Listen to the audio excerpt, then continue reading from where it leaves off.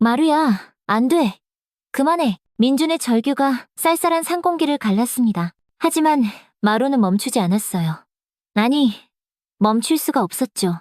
벅벅, 벅벅, 벅벅. 진돗개 마루가 미친 듯이 앞발로 땅을 파헤쳤어요. 흙이 사방으로 튀었고 발톱이 돌멩이에 부딪히는 소리가 날카롭게 울렸습니다. 세상에, 1년 내내 풀 죽어있던 녀석이 갑자기 어디서 저런 엄청난 힘이 솟아나는 걸까요? 형, 마루가 완전히 미쳤나 봐. 서준이 즐겁하며 소리쳤어요. 아버지 일주기 성묘를 위해 모인 가족들은 모두 당황한 채 멍하니 서 있었죠. 마루의 눈에는 무언가 절박한 빛이 돌고 있었어요. 마치 반드시 이걸 파내야만 한다는 듯이요. 입에서는 거친 숨소리가 쌕쌕 새어나왔고 온몸은 땀으로 흠뻑 젖어 있었습니다. 마루야, 제발. 지혜가 울먹이는 목소리로 말했어요. 아버지 무덤을 이렇게 파헤치는 마루의 모습이 너무나 충격적이었거든요. 끙끙끙, 낑낑. 마루가 낮게 신음하며 더욱 격렬하게 땅을 팠어요. 발톱에서 피가 나기 시작했지만 멈추지 않았습니다. 마치 그 밑에 무언가 정말 중요한 것이 있다는 걸 확신하는 것 같았어요. 이상해. 이건 정말 이상해. 민준이 중얼거렸어요.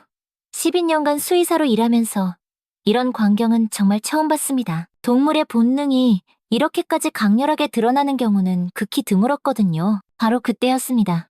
어때? 마루의 발톱이 뭔가 단단한 것에 부딪혔어요. 마루가 갑자기 행동을 멈췄습니다. 그러고는 구멍을 들여다보더니 가늘게 울부짖기 시작했어요. 그 울음소리는 지난 1년 동안 들어본 그 어떤 소리와도 달랐어요. 절망과 간절함, 그리고 무언가를 호소하는 듯한 애절함이 모두 담겨 있었습니다. 도대체 뭐가 있는 거야? 민준이 떨리는 손으로 마루가 판 구멍을 들여다봤어요. 흙 사이로 하얀색의 무언가가 보였습니다. 설마. 그 순간 민준의 등골이 서늘해졌어요. 이건 분명 보통 상황이 아니었습니다. 마루는 여전히 구멍을 향해 낑낑거리며 울고 있었어요. 1년 동안 단 한 번도 보지 못했던 강렬한 감정이 그 작은 몸짓에 모두 담겨 있었습니다. 마루가 정말 뭔가를 알고 있는 거구나. 민주는 깨달았어요. 아버지가 늘 하시던 말씀이 떠올랐습니다. 마루는 특별한 아이야. 이윽고 아버지 무덤 밑에 숨겨진 그거든.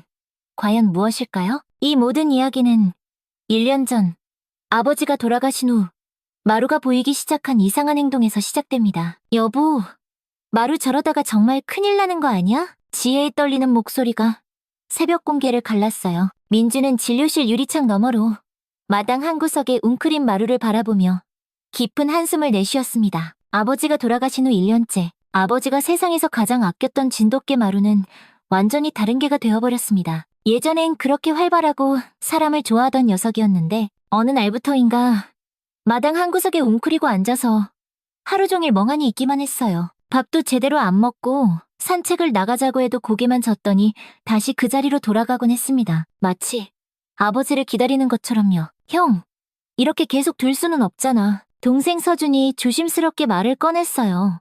교사인 동생답게 차분했지만 걱정이 가득한 눈빛이었습니다. 민준의 어깨가 무겁게 처졌어요. 동물병원을 운영한 지 12년.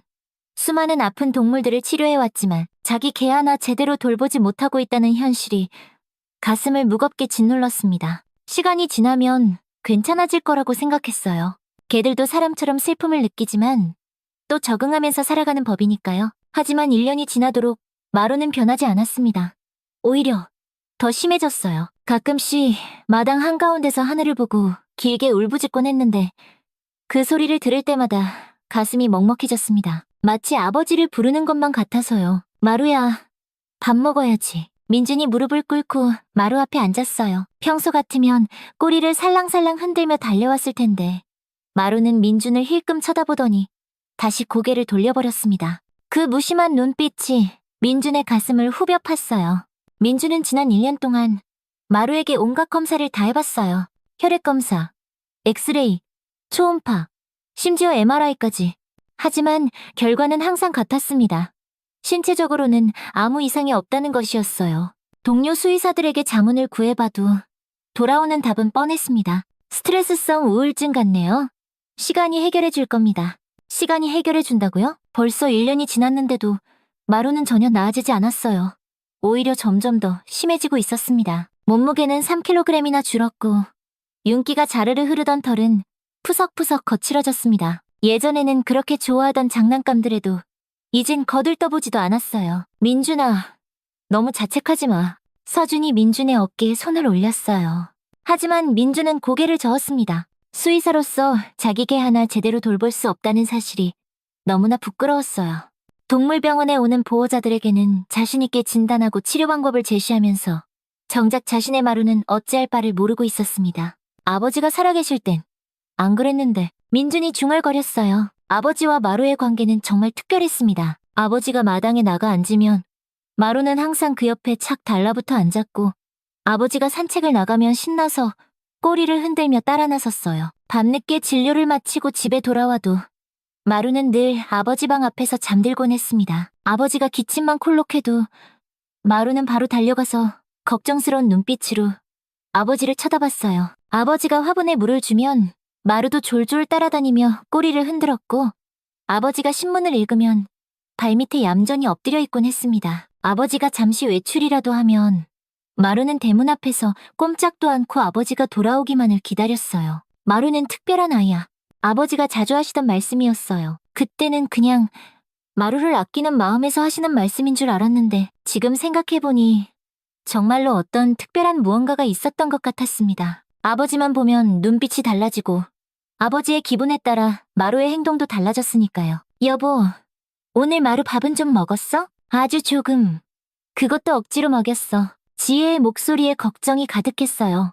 간호사인 지혜는 마루를 돌보는 일에 민준만큼이나 신경을 썼습니다. 특별히 마루가 좋아하던 닭가슴살도 삶아주고 따뜻한 우유도 타주고 심지어 수제 간식까지 만들어줬지만 아무 소용없었어요. 마루는 겨우 몇 입 먹는 둥 마는 둥 하더니 다시 그 자리로 돌아가곤 했습니다. 서준아, 솔직히 말해서 나는 정말 민준이 깊은 한숨을 쉬었어요. 12년간 수의사로 일하면서 이렇게 속수무책인 적은 처음이었습니다. 의학 교과서를 뒤져보고 해외 논문도 찾아봤지만 마루 같은 케이스는 찾을 수 없었어요. 아버지가 돌아가시기 6개월 전부터 미경 이모님이 간병해주셨잖아. 그때는 마루가 이모님한테도 잘 따랐는데. 서준의 말에 문득 그때 생각이 났습니다. 미경 이모는 정말 헌신적으로 아버지를 돌봐주셨어요. 간호조무사 출신이라 전문적이기도 했고, 무엇보다 아버지를 진짜 가족처럼 살뜰히 모셨습니다. 아버지도 미경 이모를 많이 아꼈고, 신기하게도 마루도 미경 이모에게만은 유독 온순했어요. 민주는 궁금해졌습니다. 아버지 장례식 이후로 연락이 끊긴 상태였거든요. 아버지가 돌아가셨을 때 미경 이모는 정말 많이 우셨어요. 자기가 더 잘 돌봐드렸어야 했다며 자책하기도 했고요. 그날 저녁 민주는 진료실에서 혼자 마루의 차트를 다시 들여다봤어요.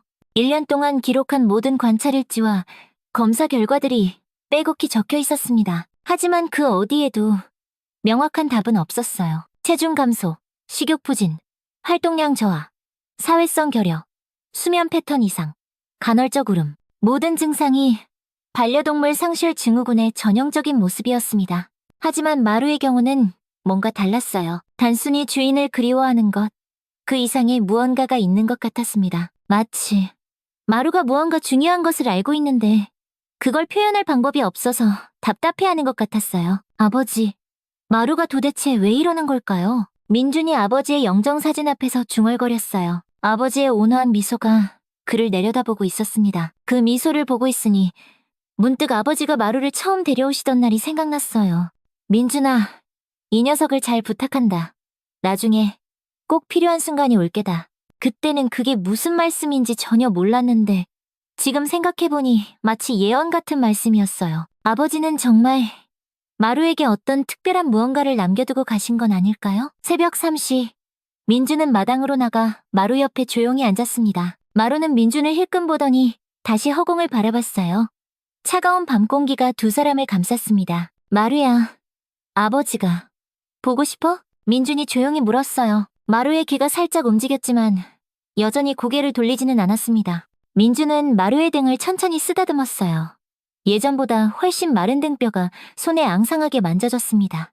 나도 보고 싶어. 정말 많이. 민준의 목소리가 가늘게 떨렸어요. 그때 마루가 처음으로 고개를 돌려 민준을 바라봤습니다. 그 눈에는 깊은 슬픔과 무언가를 간절히 바라는 듯한 빛이 담겨 있었어요. 뭘 말하고 싶은 거야, 마루야. 제발. 하지만 마루는 다시 고개를 돌려버렸습니다. 그리고는 갑자기 하늘을 보고 길게 울부짖기 시작했어요. 그 울음소리는 평소와 달랐습니다. 더 애절하고 더 간절했어요. 마치 무언가를 간절히 호소하는 것 같았습니다. 그 순간 민주는 깨달았어요. 자신이 수의사로서의 지식에만 의존하고 있었다는 것을요. 정작 마루의 마음은 단 한 번도 제대로 들여다보려 하지 않았다는 것을요. 아버지가 마루는 특별한 개라고 하셨던 그 말의 진짜 의미를 이제야 알 것 같았습니다. 마루에게는 분명 사람이 이해할 수 없는 특별한 능력이 있었어요. 그리고 그 능력이 지금 마루를 끔찍하게 괴롭히고 있는 것 같았습니다. 민주는 그날 밤 결심했어요. 수의사로서의 접근 방법을 바꿔야겠다고. 과학적 진단보다는 마루의 마음을 먼저 이해해보겠다고요. 그리고 며칠 후 아버지 일주기 성묘를 앞두고 지혜가 제안했어요. 그때 민주는 알지 못했습니다. 그 성묘가 모든 것을 바꿀 운명의 날이 될 줄은요. 마루야, 차에 타자. 민준이 마루를 부르는 순간이었어요. 그때까지 1년 동안 무기력하게 지내던 마루가 갑자기 귀를 쫑긋 세웠습니다. 아버지 일주기 성묘를 가는 날이었어요. 어? 마루가 반응하네? 지혜가 놀란 표정으로 말했어요. 평소 같으면 관심도 안 보였을 텐데. 그날따라 마루는 꼬리를 살짝 흔들며 차 쪽으로 다가왔습니다. 어머나, 마루가 나오네. 서준도 신기했어요. 정말 오랜만에 보는 마루의 적극적인 모습이었거든요. 1년 동안 마당 한 구석에서 멍하니 있기만 하던 녀석이 이렇게 반응을 보이다니요. 아버지가 보고 싶은가 보네. 민준이 마루의 머리를 쓰다듬으며 말했어요. 마루는 평소와 달리 민준의 손길을 피하지 않았습니다. 오히려 꼬리를 살랑살랑 흔들며 차문 앞에서 기다리고 있었어요. 그래, 한번 데려가 보자. 아버지도 마루 보고 싶어 하실 거야. 아버지 산속까지는 차로 40분 정도 걸렸어요. 마루는 뒷자리에서 조용히 앉아 창밖을 바라보고 있었는데 신기하게도 평소의 무기력한 모습과는 완전히 달랐습니다. 마치 어딘가 가야 할 곳이 있다는 걸 아는 것처럼요. 여보, 마루 표정이 달라 보이지 않아? 지혜가 뒷자리를 돌아보며 말했어요. 정말 그랬어요. 마루의 눈에는 1년 만에 처음으로 생기가 돌고 있었습니다. 하지만 그 생기 속에는 왠지 모를 긴장감도 섞여 있었어요. 산에 가까워질수록 마루는 점점 안절부절 못하는 모습을 보였습니다. 앉았다 일어섰다를 반복하며 창밖을 뚫어져라 바라봤어요. 마치 무언가를 찾고 있는 것 같았습니다. 왜 저러지? 민준이 백미러로 마루를 바라보며 중얼거렸어요. 수의사로서 동물의 행동 변화에 민감한 민준이었지만 마루의 이런 모습은 처음 보는 것이었습니다. 산소에 도착하니 3월의 쌀쌀한 바람이 불어왔어요. 바람 한 점 없이 고요했습니다. 가족들은 성묘 준비를 하고 마루는 자유롭게 풀어놨죠. 마루야, 아버지한테 인사해야지. 서준이 마루를 보며 말하자 마루가 천천히 무덤 앞으로 가더니 가만히 앉아 무덤을 바라보더라고요. 한참을 아무 말도 하지 않고요. 아이고, 우리 마루. 그렇게 아버지를 좋아했는데 가족들은 그 모습을 보고 안타까워했어요. 마루가 아버지 무덤 앞에서 얌전히 앉아있는 모습이 너무나 애틋했거든요. 마치 아버지와 대화를 나누고 있는 것 같았습니다. 민주는 제사상을 차리기 시작했어요. 아버지가 좋아하시던 음식들을 정성스럽게 올리고 향을 피웠습니다. 지혜는 꽃을 정리하고 서준은 잔디 주변을 깨끗이 정돈했어요. 아버지, 저희 왔어요. 마루도 데려왔어요. 1년 동안 아버지 많이 그리워했거든요. 민준이 무덤에 대고 말했어요. 그렇게 성묘 준비를 마저 하고 있는데 갑자기 이상한 일이 벌어졌어요. 마루가 무덤을 미친 듯이 파기 시작한 거예요. 마루야, 뭐 하는 거야? 민준이 깜짝 놀라서 소리쳤어요. 마루는 앞발로 무덤의 흙을 격렬하게 파헤치며 낑낑거리는 소리를 내고 있었습니다. 1년 동안 보지 못했던 엄청난 에너지였어요. 마루, 그만해. 서준이 뛰어가서 마루를 말렸지만 마루는 전혀 멈출 기색이 없었어요. 오히려 더 격렬하게 파기 시작했습니다. 흙이 사방으로 튀었고 마루의 발톱은 땅을 긁는 소리를 냈어요. 어머, 왜 저러는 거야? 지혜도 당황한 표정으로 다가왔어요. 마루의 행동은 정말 이상했습니다. 1년 동안 기력을 잃고 있던 녀석이 갑자기 이렇게 힘을 쓸 수 있다는 게 믿어지지 않았어요. 마루의 눈에는 무언가 절박한 빛이 돌고 있었어요. 마치 반드시 해야 할 일이 있다는 듯이요. 입에서는 거친 숨소리가 나왔고 온몸에 땀이 배어 털이 흠뻑 젖어 있었습니다. 마루야, 안 돼. 민준이 마루를 끌어안고 말리려 했지만 마루는 민준의 팔을 빠져나가 다시 무덤으로 달려갔습니다. 그리고는 더욱 필사적으로 땅을 파기 시작했어요. 형, 이상해. 마루가 이렇게까지 할 리가 없는데. 서준의 말이 맞았어요. 평소 얌전하고 말 잘 듣던 마루가 이렇게 고집을 부린 적은 한 번도 없었거든요. 무엇보다 아버지 무덤을 파다니. 이건 정말 상상도 할 수 없는 일이었어요. 마루는 마치 무언가에 홀린 것처럼 계속 땅을 팠어요. 발톱이 상해서 피가 나는데도 멈추지 않았습니다. 그 모습이 너무나 처절해서 차마 보고 있을 수가 없었어요. 민준아, 저거 정상이 아닌 것 같은데? 서준이 걱정스러운 목소리로 말했어요. 정말 그랬어요. 마루의 행동은 단순한 그리움이나 스트레스로 설명할 수 있는 수준을 넘어서 있었습니다. 결국 민준과 서준이 함께 달려들어서 마루를 억지로 끌어안았어요. 마루는 팔다리를 버둥거리며 저항했지만 두 사람의 힘에는 당해낼 수 없었습니다. 마루야, 진정해. 제발. 민준이 마루를 꽉 안으며 달랬어요. 하지만 마루는 계속 무덤 쪽을 바라보며 낑낑거렸습니다. 그 눈빛에는 무언가 간절한 것이 담겨 있었어요. 여보, 혹시 저기 뭔가 있는 건 아닐까? 지혜가 조심스럽게 말했어요. 마루가 파던 자리를 들여다보니 흙이 조금 파이는 적이 있었어요. 하지만 특별한 건 보이지 않았습니다. 설마, 민준이 무덤을 바라보며 말을 잇지 못했어요. 마음 한편으로는 터무니없는 생각이라고 여겼지만 마루의 행동이 너무나 이상했거든요. 결국 저희는 마루를 억지로 차에 태우고 급히 성묘를 마쳤습니다. 하지만 마루는 차 안에서도 계속 무덤 쪽을 바라보며 낑낑거렸어요. 차창에 앞발을 대고 뒤를 돌아보는 모습이 너무나 애절했습니다. 마루야, 도대체 왜 그러는 거야? 민준이 마루에게 물어봤지만 마루는 대답할 수 없었어요. 다만 그 눈에는 무언가를 호소하는 듯한 빛이 가득했습니다. 집에 도착해서도 마루는 계속 이상했습니다. 마당을 빙글빙글 돌면서 헤매더니 갑자기 하늘을 보고 길게 울부짖었어요. 그 울음소리는 평소와는 차원이 달랐어요. 더 애절하고 더 간절했습니다. 어머, 저게 무슨 소리야? 이웃집에서도 나와서 구경할 정도였어요. 마루의 울음소리는 마치 무언가를 간절히 호소하는 것 같았습니다. 1년 동안 단 한 번도 들어보지 못했던 강렬한 울음이었어요. 그날 밤 민주는 잠을 이룰 수가 없었습니다. 자꾸만 마루의 모습이 눈앞에 아른거렸어요. 그 필사적으로 무덤을 파던 모습, 차 안에서 계속 뒤를 돌아보던 모습, 그리고 그 애절한 울음소리. 설마 진짜로 뭔가 있는 건 아니겠지? 하지만 마루의 행동은 너무나 확신에 차 있었어요. 마치 그곳에 반드시 있어야 할 무언가가 있다는 걸 아는 것 같았습니다. 다음날 저녁, 저희 가족은 한자리에 모였습니다. 다들 어제 마루 행동 봤지? 솔직히 말해서 뭔가 이상해. 민준이 먼저 입을 열었습니다. 지혜도 고개를 끄덕였어요. 아직도 어제의 일이 믿기지 않는다는 표정이었습니다. 서준이 조심스럽게 말했습니다. 혹시 아버지가 돌아가실 때 뭔가 이상한 점은 없었어? 그 말에 민준은 잠시 멈칫했습니다. 생각해보니까 아버지가 조금 갑자기 돌아가시긴 했어. 맞아요. 전날까지도 괜찮으셨는데 의사 선생님은 뭐라고 하셨지? 심장마비라고 했지.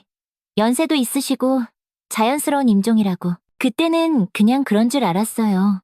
아버지 연세도 많으셨고 큰 병 없이 편안하게 가신 것에 오히려 다행이라고 생각했었거든요. 근데 지금 와서 생각해보니 좀 갑작스럽긴 했어. 그래, 나도 그때 좀 이상하다고 생각했어. 서준도 고개를 끄덕였습니다. 형, 혹시 마루가 뭔가 알고 있는 건 아닐까? 개들이 사람보다 감각이 훨씬 뛰어나다고 하잖아. 지혜가 말했습니다. 동물들이 사람이 모르는 걸 미리 안다고 하잖아요. 지진 나기 전에 개들이 먼저 알아채는 것처럼요. 민주는 깊은 한숨을 쉬었습니다. 수의사로서 동물의 특별한 감각에 대해서는 잘 알고 있었어요. 하지만 마루의 행동은 그런 일반적인 범주를 넘어서는 것 같았습니다. 솔직히 말해서 나는 확인해보고 싶어. 민준이 조심스럽게 말을 꺼냈어요. 파묘를 해보는 건 어때? 그 말이 나오는 순간 식탁 위에는 무거운 정적이 흘렀습니다. 가족들 사이에서도 의견이 갈릴 수 있는 아주 민감한 문제였습니다. 형, 꼭 그럴 필요까지 있을까? 서준이 조심스럽게 물었습니다. 마루 행동이 수상하긴 하지만 파묘까지 하는 건 너무 큰일이잖아. 나도 처음엔 그렇게 생각했어. 하지만 그때를 다시 생각해봐. 1년 내내 풀 죽어 있다가 하필 아버지 무덤에서 갑자기 그랬던 게 과연 우연일까? 민준의 목소리에 확신이 담겨 있었어요. 다른 게도 아니고 마루야. 마루가 얼마나 똑똑한데. 그리고 아버지랑 얼마나 특별한 관계였는데. 서준이 깊은 한숨을 쉬었습니다. 형, 그럼 정말로 파묘를 해야 한다는 거야? 마루가 계속 저러면 우리도 마음이 편치 않을 거야. 평생 이렇게 찝찝하게 살 거라고. 차라리 한번 확인해보자. 별일 없으면 다시 잘 모셔드리면 되잖아. 서준도 결국 고개를 끄덕였습니다. 그래, 생각해보니까 형 말이 맞는 것 같아. 아버지께는 죄송하지만 한번 해보자.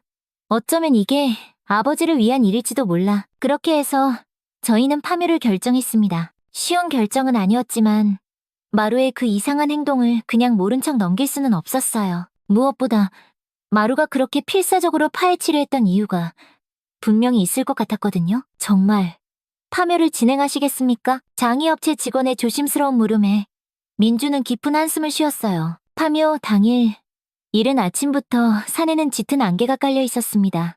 3월 중순이었지만 산 위는 여전히 쌀쌀했고 바람 한 점 없이 고요했어요. 네, 부탁드립니다. 민준의 목소리가 떨렸어요. 아버지를 다시 파내야 한다는 것만으로도 가슴이 미어질 듯 아팠거든요. 하지만 마루의 그 필사적인 모습을 도저히 잊을 수가 없었습니다. 저와 지혜, 그리고 서준이 함께 산소로 향했습니다. 산소에 도착하자 장의업체 직원들이 이미 와 있었어요. 삽과 각종 도구들을 준비해두고 저희를 기다리고 있었습니다. 안녕하세요. 파묘 신청하신 박민준 씨 맞으시죠? 네, 맞습니다. 네.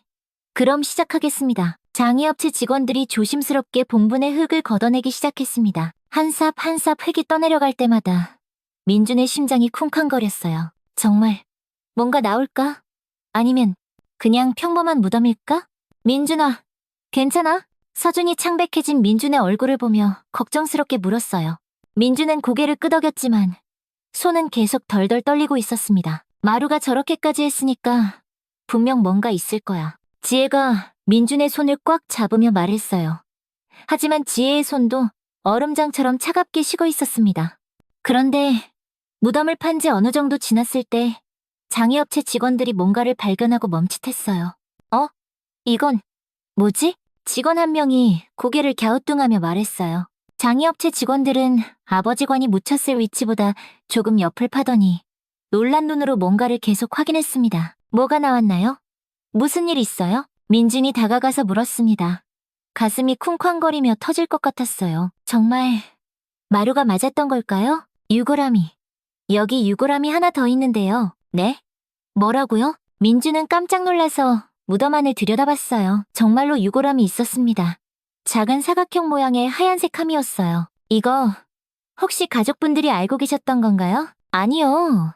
저희는 유골함을 묻은 적이 없어요. 민준의 목소리가 높아졌어요. 이게 대체 무슨 일인가 싶었거든요. 그럼 저희 아버지 말고 다른 사람이 함께 묻혀 있다는 건가요? 그런 것 같습니다. 이건 명백한 불법 매장입니다. 민준은 그 자리에 주저앉을 뻔했습니다. 정말 마루가 알고 있었던 거예요. 뭔가 문제가 있었던 겁니다. 1년 동안 마루가 그토록 괴로워했던 이유가 바로 이것 때문이었던 거예요. 직원들이 조심스럽게 유골함을 들어올렸어요. 유골함은 생각보다 작았습니다. 앞면에는 작은 명패가 붙어 있었어요. 이름이 적혀 있네요. 박수빈이라고 되어 있습니다. 박수빈? 저희는 서로의 얼굴을 멍하니 바라봤어요. 전혀 모르는 이름이었거든요. 1998년생이네요. 젊은 분인데 서준이 안타까운 목소리로 말했어요. 25살이면 정말 한창 꽃다운 나이였습니다. 그런데 왜 우리 아버지 무덤 옆에? 직원이 유골함을 더 자세히 살펴봤지만 다른 정보는 없었어요. 이상하네요. 보통은 화장 일자나 화장장 정보도 적혀 있는데 이름 석자만 있네요. 혹시 언제쯤 묻힌 건지 알 수 있을까요? 흙의 상태로 봐서는 그리 오래되지 않은 것 같습니다. 한 1년 정도 된 것 같아요. 1년? 그렇다면 아버지가 돌아가신 직후라는 말이었어요. 민준의 머릿속이 하얗게 비는 것 같았습니다. 일단 경찰에 신고해야겠어요. 민준은 바로 112에 신고를 했습니다. 경찰이 현장에 도착하는 데는 30분 정도 걸렸습니다. 신고하신 분이 박민준 씨 맞으십니까? 네, 맞습니다. 경찰관이 상황을 꼼꼼히 확인하고 사진을 찍었어요. 유골함도 증거물로 임시 보관하기로 했습니다. 박수빈이라는 분에 대해서 아시는 점 있으신가요? 아니요, 전혀요. 처음 듣는 이름입니다. 민준이 고개를 저었어요. 정말로 전혀 알지 못하는 사람이었습니다. 알겠습니다. 그럼 저희가 수사를 통해 신원을 확인해 보겠습니다. 며칠 정도 시간이 걸릴 수 있습니다. 경찰이 돌아간 후 저희는 집으로 돌아왔어요. 하지만 마음이 전혀 편하지 않았습니다. 박수빈, 대체 누구일까? 25살이면 정말 젊은 나이인데 아무 관련 없는 사람이 아버지 무덤 옆에 묻힐 리는 없고 뭔가가 있는 것 같은데 집에 도착하자마자 마루가 저희를 맞이했어요. 신기하게도 마루의 표정이 어제와는 완전히 달랐습니다. 1년 만에 처음으로 꼬리를 흔들며 저희를 반겨주었어요. 마루야, 너 전부 알고 있었구나. 민준이 마루를 끌어안으며 말했어요. 마루는 민준의 얼굴을 핥아주었습니다.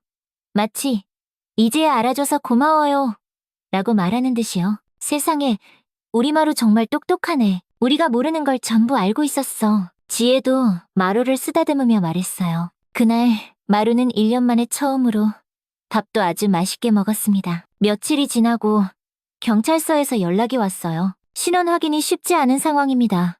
동명이인도 너무 많고 정보도 너무 제한적이라서요. 그럼 어떻게 해야 하나요? 좀 더 시간을 두고 수사해보겠습니다. 혹시 고인과 관련해서 짐작가는 분이 있으시면 꼭 연락 부탁드립니다. 전화를 끊고 나서 민주는 깊은 고민에 빠졌어요. 어떻게 해야 하지? 도대체 우리가 모르는 뭐가 숨겨져 있는 거지? 그저 이렇게 손 놓고 있을 수만은 없었습니다. 그때 문득 한 사람이 떠올랐어요. 아버지를 간병해 주셨던 미경 이모. 미경 이모는 마지막까지 아버지를 가장 가까이에서 돌봐주신 분이에요. 아버지 간병에 최선을 다해주신 저희에겐 정말 고마운 분이자 가족 같은 분이었습니다. 혹시 아버지가 미경 이모에게 뭔가를 말하지 않았을까? 아니면 미경 이모가 뭔가를 알고 있는 건 아닐까? 혹시 미경 이모가 뭔가 알고 있을지도 몰라. 아버지를 가장 가까이에서 돌봐주셨잖아. 서준도 고개를 끄덕였어요. 맞아. 한번 여쭤보자. 그래서 저희는 즉시 미경 이모에게 전화를 걸었어요. 미경 이모의 목소리에는 반가움이 담겨 있었어요. 하지만 어딘가 조심스러운 기색도 느껴졌습니다. 아버님 관련해서 여쭤볼 게 좀 있어서요. 미경 이모의 목소리에 아주 미세한 긴장감이 섞이는 것 같았어요. 마치 뭔가를 예상하고 있었던 것 같은 느낌이었습니다. 전화로는 설명하기가 좀 어려워서요. 혹시 한번 와주실 수 있을까요? 아이고, 그럼요. 별로 급한 건 아니니까 편하실 때 오세요. 네. 그럼 조만간 찾아뵐게요. 며칠 후 미경 이모가 저희 집 초인종을 눌렀어요. 민준 씨, 저 왔어요. 민준이 일어나서 마중 나가려는데 마루가 갑자기 귀를 쫑긋 세우더니 번개같이 마당으로 뛰어나갔어요. 대문을 열고 미경 이모가 들어왔고 마루와 미경 이모는 서로 눈을 마주쳤어요. 그런데 그 순간 정말 놀라운 일이 벌어졌습니다. 미경 이모의 얼굴이 해처럼 환하게 밝아진 거예요. 어머나, 마루야, 잘 지냈니? 미경 이모가 반갑게 소리치며 손을 내밀었어요. 마루는 꼬리를 프로펠러처럼 쌩쌩 돌리며 미경 이모에게 달려가더니 다리에 몸을 비비기 시작했습니다. 마루야, 미경 이모가 그렇게 좋아? 민준이 웃으며 말했어요. 지난 1년 동안 그 누구에게도 애교를 부리지 않던 마루가 미경 이모에게만은 이렇게 반가워하다니요. 우리 마루가 얼마나 기특한지 몰라요. 제가 아버님 돌봐드릴 때 항상 옆에서 저를 도와줬거든요. 미경 이모가 마루를 쓰다듬으며 정말 반가워하셨어요. 아이고, 여전히 잘생겼네, 우리 마루. 어서 들어오세요, 이모님. 저희는 거실로 들어갔어요. 미경 이모는 평소와 다름없이 편안한 모습이었습니다. 서준과 지혜와도 반갑게 인사를 나누었어요. 그런데 무슨 일이세요? 아버님 관련해서 여쭤볼 게 있다고 하셨는데 미경 이모가 물었어요. 민주는 어떻게 이야기를 시작해야 할지 망설여졌어요. 너무 갑작스럽게 말하면 이모님이 놀라실 것 같았거든요. 사실은 얼마 전에 마루가 아버지 산소에서 계속 이상한 행동을 하더라고요. 그래서 파묘를 했는데 그 말을 하는 순간 미경 이모의 얼굴색이 순간적으로 싹 변했어요. 환하게 웃던 표정은 온데간데 없이 사라지고 뭔가 잔뜩 긴장한 듯한 기색이 역력했습니다. 파묘요? 네. 마루가 자꾸 무덤을 파려고 해서 너무 이상해서 확인해봤는데 민준이 조심스럽게 말을 이어갔습니다. 아버지 무덤 옆에서 유골함이 나왔어요. 박수빈이라는 바로 그 순간이었습니다. 미경 이모가 갑자기 쿵 소리를 내며 바닥에 무릎을 꿇고 앉으셨어요. 이모님, 민준이 깜짝 놀라서 일어났습니다. 미경 이모가 갑자기 바닥에 무릎을 꿇고 앉으신 거예요. 왜 그러세요? 어디 아프세요? 하지만 미경 이모는 고개를 푹 숙인 채 떨리는 목소리로 말씀하셨어요. 정말 죄송합니다. 네? 미경 이모의 눈에서 굵은 눈물방울이 뚝뚝 떨어지기 시작했어요. 제가 다 잘못했어요. 이모님, 무슨 말씀이세요? 일단 일어나세요. 민준이 미경 이모를 부축해서 일으켜 세우려 했지만 이모는 계속 바닥에 주저앉아 계셨어요. 안 돼요. 저는 죄인이에요. 이모님, 제발 침착하세요. 무슨 일인지 천천히 말씀해주세요. 옆에 있던 서준과 지혜도 새파랗게 질린 표정으로 미경 이모를 바라보고 있었어요. 미경 이모는 한참을 흐느껴 울다가 천천히 고개를 들어 저희를 바라봤어요. 그 눈에는 깊은 후회와 절망이 가득했습니다. 그거 제가 묻은 거예요. 네? 뭐라고요? 박수빈. 제가 묻었어요. 미경 이모가 다시 고개를 숙이며 오열하기 시작했어요. 민주는 잠시 말을 잃었습니다. 왜 그런 일을? 이모님, 분명 이유가 있으신 거죠? 이모님이 아무 이유 없이 그러실 분이 아니라는 거 알아요. 괜찮으니까 진정하시고 천천히 얘기해보세요. 미경 이모는 한참을 울다가 떨리는 목소리로 대답했어요. 박수빈은 제 딸이에요. 그 순간 거실에는 숨막히는 정적이 흘렀습니다. 미경 이모에게 딸이 있었다는 것조차 저희는 처음 듣는 이야기였어요. 수빈이는 태어날 때부터 심장에 구멍이 있어서 어릴 때부터 수술을 받으며 살아왔어요. 미경 이모의 목소리가 더욱 가늘게 떨렸어요. 7살 때 첫 수술, 12살 때 두 번째 수술, 고등학교 2학년 때 세 번째 수술. 수빈이의 어린 시절은 거의 병원에서 보냈다고 해도 과언이 아니었어요. 민주는 가슴이 먹먹해졌어요. 수의사로서 아픈 동물들을 많이 봤지만 어린아이가 그렇게 모진 고생을 했다는 이야기는 들을 때마다 마음이 아팠거든요. 수빈이 아빠는 아이가 13살 때 교통사고로 세상을 떠났어요. 그때부터 저는 혼자서 아픈 딸을 키워야 했습니다. 미경 이모의 눈물이 뺨을 타고 하염없이 흘러내렸어요. 남편이 남겨놓은 보험금이랑 집까지 팔아가면서 수빈이 병원비를 댔어요. 그럼에도 병원비가 턱없이 부족해서 간병일, 청소일, 닥치는 대로 일했습니다. 그럼 이모님이 저희 아버지 간병하실 때도 그때도 수빈이는 병원에 있었어요. 수빈이는 참 착한 아이였어요. 엄마 걱정할까봐 아프다는 소리 한 번을 안 했거든요. 미경 이모가 잠시 말을 멈추고 눈물을 닦았어요. 수빈이는 의대에 진학했어요. 자신처럼 아픈 사람들을 돌보는 좋은 의사가 되고 싶다고 했어요. 엄마, 내가 의사 되면 엄마는 이제 일 안 해도 돼. 라고. 그런데 미경 이모의 목소리가 더욱 심하게 떨리기 시작했어요. 하지만 세상은 그렇게 호락호락하지 않더라고요.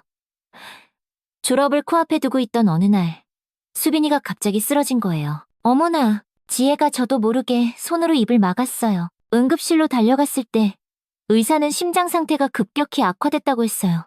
당장 큰 수술이 필요하지만 성공 확률은 30%도 안 된다고 했습니다. 미경 이모의 목소리가 점점 작아졌어요. 그리고 수술비는 5천만 원이었어요. 5천만 원이요? 서준이 놀란 목소리로 되물었어요. 저는 망설일 시간도 없었어요. 돈이 없어도 좋으니 일단 수술부터 받게 해달라고 의사에게 빌고 또 빌었습니다. 제발 우리 딸 좀 살려달라고. 돈은 제가 어떻게든 마련하겠다고요. 미경 이모가 흐느끼기 시작했어요. 하지만 병원에서는 수술비 선납을 요구했어요.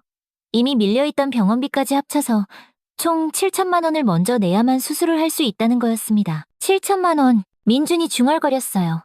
그 큰 돈을 이모님 혼자서 어떻게 마련했을까요? 저는 그 길로 사채업자를 찾아갔어요. 이자가 살인적이었지만 딸의 생명 앞에서는 그런 것도 중요하지 않았습니다. 집에 남아있던 모든 것을 담보로 잡히고 손에 피가 나도록 도장을 찍었어요. 미경 이모의 손을 보니 정말로 오래된 상처 자국들이 보였어요. 수술은 18시간 동안 계속됐어요. 그 18시간 동안 병원 복도에서 무릎을 꿇고 기도만 했습니다.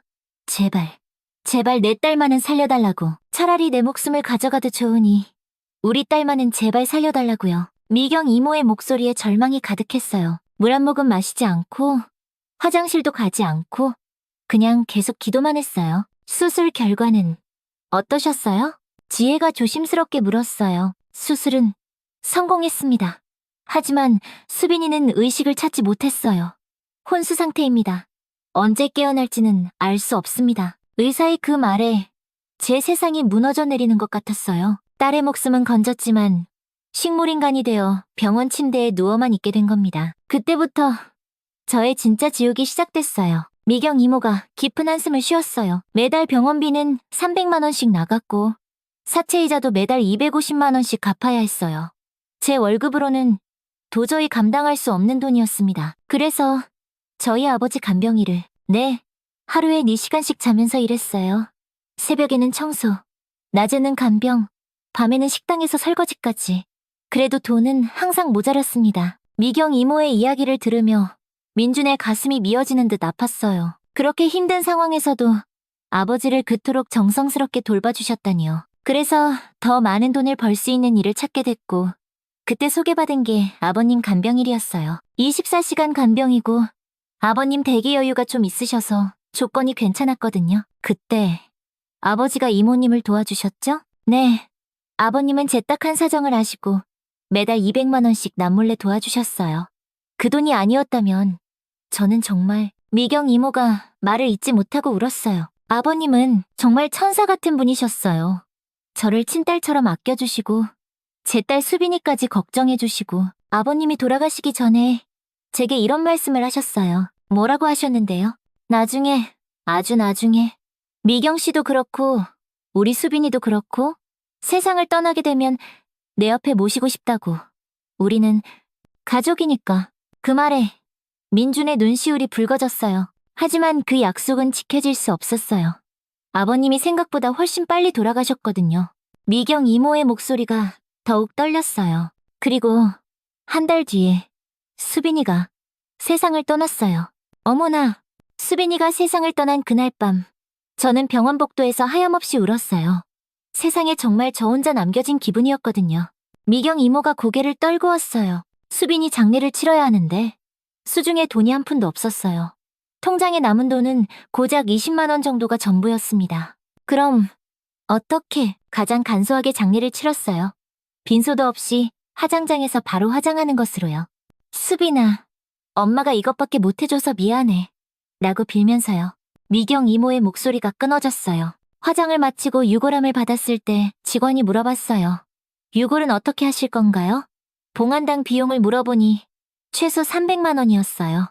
저한테 그런 돈이 어디 있겠어요. 그때 미경 이모의 눈에서 더 많은 눈물이 폭포수처럼 흘러내렸어요. 집조차도 안전하지 않았어요. 사채업자들은 밤낮으로 전화를 걸어왔고 집월세도 몇 달이나 밀렸거든요. 집에서도 당장 쫓겨나야 할 상황이었죠. 그때 아버지 말씀이 생각나기 시작했어요. 네, 처음에는 아무리 그래도 그건 아니지라고 생각했어요. 아무리 아버님이 그렇게 말씀하셨다고 해도 진짜 가족도 아니고 여러분께 연락하기에도 너무 염치가 없고요. 미경 이모가 고개를 저었어요. 하지만 며칠이 지나도 아무런 대안이 없었어요. 수빈이 유골함을 들고 길바닥에 나앉게 생긴 거죠. 그래서 결국 저는 제 자신을 설득하기 시작했어요. 아버님이 우리를 가족이라고 하셨으니까 괜찮을 거라고. 미경 이모가 떨리는 목소리로 말을 이어갔어요. 그날 밤 저는 수빈이의 유골함을 품에 안고 산으로 향했어요. 아무도 없는 새벽 시간 손전등 하나만 들고서요. 민주는 그 상황을 상상하니 가슴이 너무나 아팠어요. 아버님 무덤에 도착했을 때 저는 한참을 그냥 서 있었어요. 아버님, 저 왔어요. 죄송해요. 정말 죄송해요. 이렇게밖에 할 수가 없어요. 목소리가 덜덜 떨렸어요. 정말 이래도 되는 건지 확신이 서지 않았거든요. 미경 이모의 눈에서 눈물이 주룩주룩 흘러내렸어요. 수빈이가 갈 곳이 없어요. 엄마가 능력이 없어서. 그렇게 빌면서 아버님 무덤 옆에 작은 구덩이를 팠어요.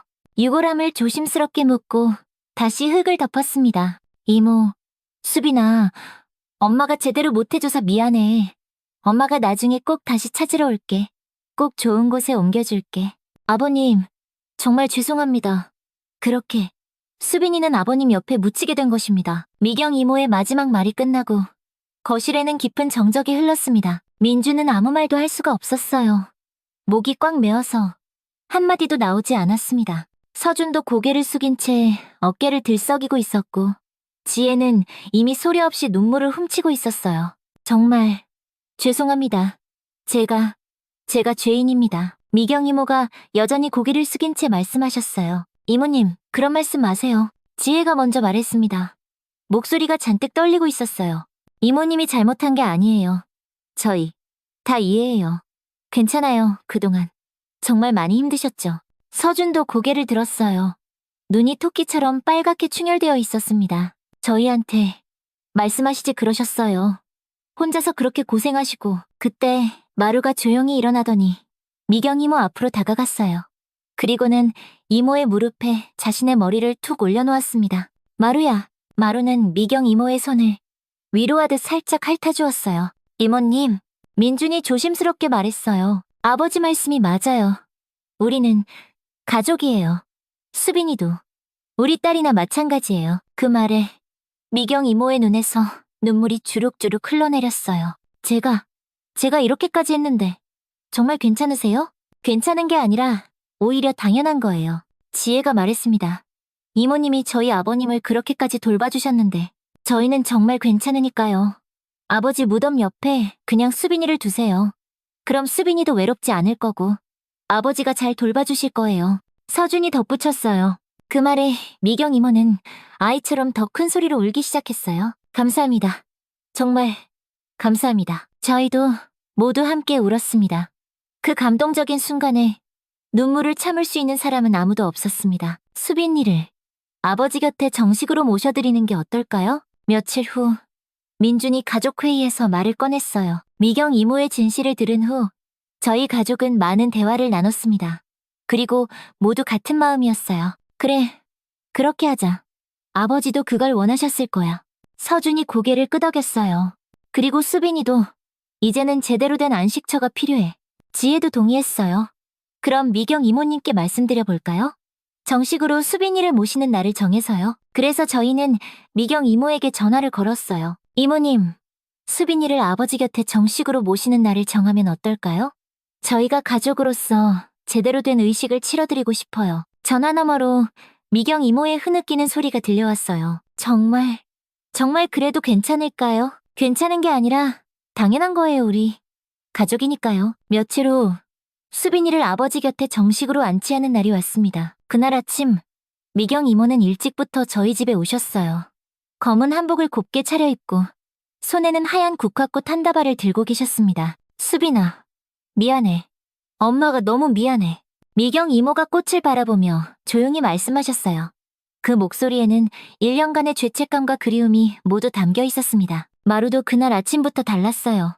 평소보다 훨씬 차분하고 어딘가 경건한 모습이었습니다. 마치 오늘이 특별한 날이라는 걸 아는 것 같았어요. 마루야, 오늘 수빈이 누나를 제대로 모셔드리는 날이야. 민준이 마루에게 말하자 마루는 꼬리를 살짝 흔들어 보였어요.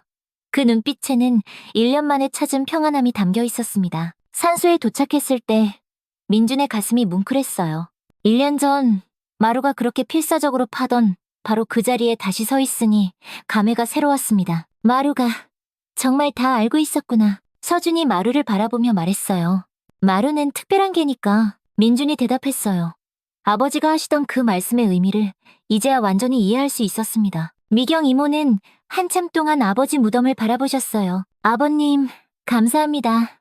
이렇게 좋은 가족을 만나게 해주셔서, 제 인생을 살려주셔서. 미경 이모의 목소리가 가늘게 떨리고 있었어요. 민준도 무덤 앞에 서서 묵념했습니다. 아버지, 이제 걱정하지 마세요. 미경 이모님은 저희가 잘 모실게요. 수빈이도 저희 딸처럼 여기고 잘 돌보겠습니다. 수빈이의 작은 무덤은 저희가 직접 만들어주기로 했습니다. 미경 이모는 작은 삽을 들고 계셨고 저희도 각자 도구를 준비했어요. 아버지 무덤 바로 옆에 작은 구덩이를 다시 파기 시작했습니다. 저희는 돌아가면서 땅을 팠어요. 30분 정도 지나자 적당한 깊이의 구덩이가 완성됐습니다. 1년 전 미경 이모가 칠흑 같은 어둠 속에서 혼자서 파던 그 자리보다 조금 더 정성스럽게 만들어졌습니다. 수빈아, 할아버지께 감사하다고 인사드려. 미경 이모가 유골함을 아버지 무덤 쪽으로 향하게 하며 말씀하셨어요. 그 다음에 조심스럽게 유골함을 구덩이에 안치했습니다. 미경 이모의 눈에서 눈물이 흘러내렸지만 이번에는 슬픔보다는 안도의 눈물이었습니다. 1년 동안 가슴에 돌덩이처럼 품고 있던 무거운 짐을 드디어 내려놓는 기분이었을 거예요. 저희는 다시 흙을 덮기 시작했어요. 정성스럽게 그리고 조심스럽게 덮었습니다. 흙을 다 덮고 나서 저희는 주변을 깨끗하게 정리했어요. 아버지 무덤과 자연스럽게 이어지도록 봉분도 조금 다듬었습니다. 미경 이모는 새로 만든 수빈이의 자리에 가져온 국화꽃을 한 송이 한 송이 올려놓으셨어요. 수빈아, 엄마가 자주 올게. 할아버지랑 잘 지내고 있어. 마지막으로 저희는 모두 함께 절을 올렸습니다. 아버지와 수빈이에게 드리는 마음 깊은 인사였습니다. 집으로 돌아오는 길, 미경 이모는 계속해서 감사하다고 말씀하셨어요. 정말 고마워요. 제가 어떻게 이 은혜를 다... 이모님, 그런 말씀 마세요. 우리 가족이잖아요. 당연한 거예요. 마루는 차 안에서 정말 평안해 보였어요. 1년 동안 마음속에 품고 있던 무거운 비밀이 해결되어서인지 표정도 훨씬 밝아졌습니다. 마루야, 이제 마음이 좀 편하지? 민준이 마루의 머리를 쓰다듬으며 물었어요. 마루는 민준의 손에 살짝 핥아주었어요. 정말 오랜만에 보는 평온한 모습이었습니다. 그날 저녁, 저희는 중요한 결정을 내렸어요. 이모님, 혹시 시간 되시면 저희 집에 좀 와주실 수 있어요? 아버지 일기장을 찾았는데 이모님이 꼭 보셔야 할 것 같아서요. 며칠 후, 미경 이모가 저희 집에 오셨어요. 민준이 아버지의 낡은 일기장을 꺼내 보여드렸습니다. 이거, 아버지가 직접 쓰신 일기예요. 일기장을 펼쳐보니 아버지의 손글씨로 여러 이야기가 빼곡히 적혀 있었어요. 일기의 대부분은 미경 이모에 대한 감사와 딸 수빈이에 대한 안타까운 이야기였습니다. 모두 미경 이모가 했던 말 그대로였어요. 아버지는 정말로 미경 이모를 가족처럼 아꼈고 진심으로 고마워했습니다. 그런데 저희가 전혀 알지 못했던 내용이 일기 마지막 부분에 있었습니다. 2023년 11월 5일. 이제 내게 남은 시간이 얼마 없는 것 같다. 내가 떠나면 미경 씨는 어떻게 살아갈까 걱정이다. 내 재산이라도 일부 넘겨준다면 좋으련만. 그건 내 자식들에게 미안한 일이라 차마 말할 수가 없다. 고민이 많은 밤이다. 그리고 며칠 뒤 아버지는 세상을 떠나셨습니다. 이모님, 저희도 결정했어요. 민준이 말했습니다. 저희가 아버지 뜻을 이을게요. 아버지가 이모님께도 재산을 나눠주고 싶어 하셨잖아요. 안 돼요. 그건 정말 안 돼요. 미경 이모가 깜짝 놀라며 손사래를 쳤어요.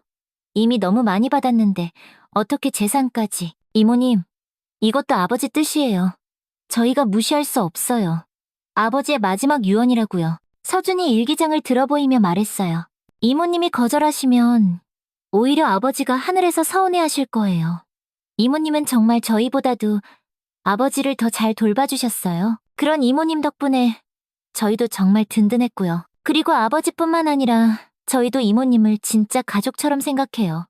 그런 이모님이 이렇게 힘드신데 저희가 돕는 게 당연하죠. 결국 미경 이모는 저희의 강력한 권유에 못 이겨 유산을 받기로 하셨어요. 물론 재산의 일부였지만 미경 이모가 앞으로 숨통이 트일 정도의 충분한 금액이었습니다. 정말 감사해요. 제가 어떻게 이 은혜를... 이모님, 그렇게 고마우시면 앞으로 더 열심히 행복하게 사셔서 저희한테 다 돌려주세요. 미경 이모는 그 자리에서 한참을 울며 고마워하셨어요. 그로부터 몇 주가 지났습니다.